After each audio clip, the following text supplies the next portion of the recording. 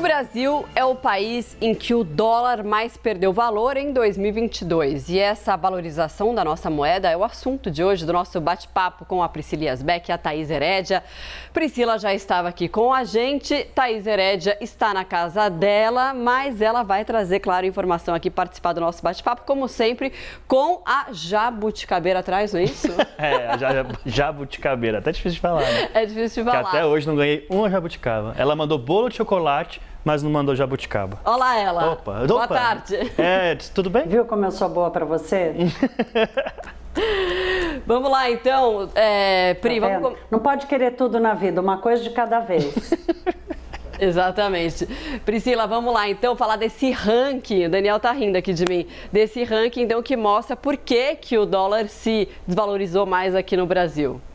Exatamente, a gente vai trazer então esse levantamento que foi feito pela Economática e compara várias moedas, tanto de países emergentes quanto países desenvolvidos, e mostra que o dólar caiu mais no Brasil do que em vários outros países. Foi o país em que a moeda mais caiu. Acho que a gente tem a arte aí para mostrar esse ranking, que traz então essa desvalorização aí do real frente ao dólar. O dólar caiu 6,63% aqui no Brasil. Depois aparece na lista Peru, Chile, depois o euro em relação ao dólar e, na sequência, o México. E quais são os fatores que estão impulsionando essa queda do dólar aqui no Brasil? A gente tem dois fatores principais. Tem uma rotação aí de ativos e de investimentos, de investidores tirando dinheiro de ações de tecnologia, indo para commodities. O Brasil é um país muito conhecido pelo investimento em commodities, então está trazendo muito investimento para cá.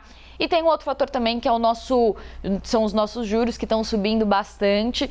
Então, nós temos hoje o maior juro real do mundo, e aí com isso também estamos atraindo recursos estrangeiros para o país por essas duas vias, tanto pelo mercado de ações quanto pelo mercado de juros. E aí com isso, com mais entrada de dólar aqui no país, o efeito é que a gente tem uma oferta maior de dólar e aí a moeda cai frente, o real cai o dólar cai frente ao real, a gente tem uma desvalorização então do dólar aqui no país. Mas os especialistas dizem que isso pode mudar porque é um dinheiro que está vindo chamado de smart money, um dinheiro mais especulativo. Então esse dinheiro também, assim como ele veio muito rápido, ele pode sair, e aí com isso e com a aproximação das eleições podemos ter mais risco no país. Isso pode acabar influenciando a cotação da moeda. Oi, Thaís, a gente já estava acompanhando o dólar subindo, o sonho da Disney ficando cada vez mais distante. Então, toda vez que a Pri trazia informação, olha, o dólar está baixando, olha, dá até para avaliar comprar caso tenha um dinheirinho sobrando. Dava para esperar esse declínio ali do dólar, ainda que pequeno, mas significativo? Daniel, sabe que tem uma piada entre os economistas que diz que Deus criou o mercado de câmbio para humilhar os economistas, porque é impossível dizer ou acertar com precisão para onde vai a moeda americana. Eu costumo dizer que a moeda é uma das maiores instituições de um país, né? O Brasil está experimentando esse gosto, né? Esse bom gosto, essa fortaleza com o real, que é uma moeda tão nova e que já aprendemos a valorizar tanto, não queremos de volta a hiperinflação.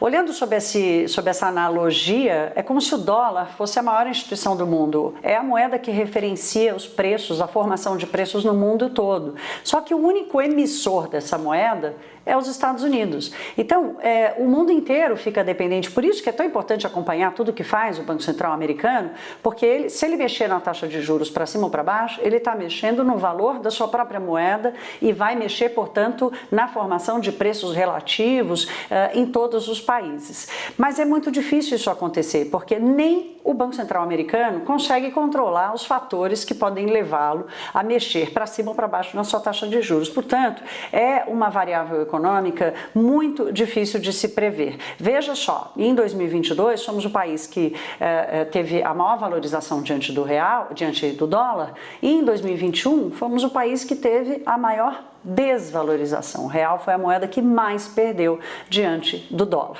Então, esse é o primeiro fator. O segundo fator é que o câmbio, o preço do câmbio, ele é formado por uma conta que leva em conta ali, em consideração, os fundamentos da economia, né, que estão fazendo a paridade com a moeda, o custo, os fundamentos, o equilíbrio das suas contas, a solvência do país e também uma outra continha que é a do risco. Qual é a percepção de risco deste país? Pela conta dos fundamentos, os economistas dizem que o dólar já tinha que estar na casa dos 4,20, 4,30. A mais do que isso, acima disso, é a conta do risco. Portanto, tem ainda um espaço para o real se valorizar se os fundamentos da economia brasileira, e daí também tem o crescimento econômico, a capacidade de crescer, de produzir bem, os fundamentos também contam com isso, para que o dólar caia mais. Até lá fica difícil apostar nisso, né? Toda vez que me perguntam, eu compro agora ou não compro? O ideal é quem tem uma viagem, quem tem uma conta a pagar em dólar, vai fazendo aos pouquinhos. Se conseguir se programar com antecedência, faz aos pouquinhos para não ficar à mercê de um choque incontrolável. Mas de qualquer forma, entre tantas piadas de economista, essa é uma das que eu mais gosto.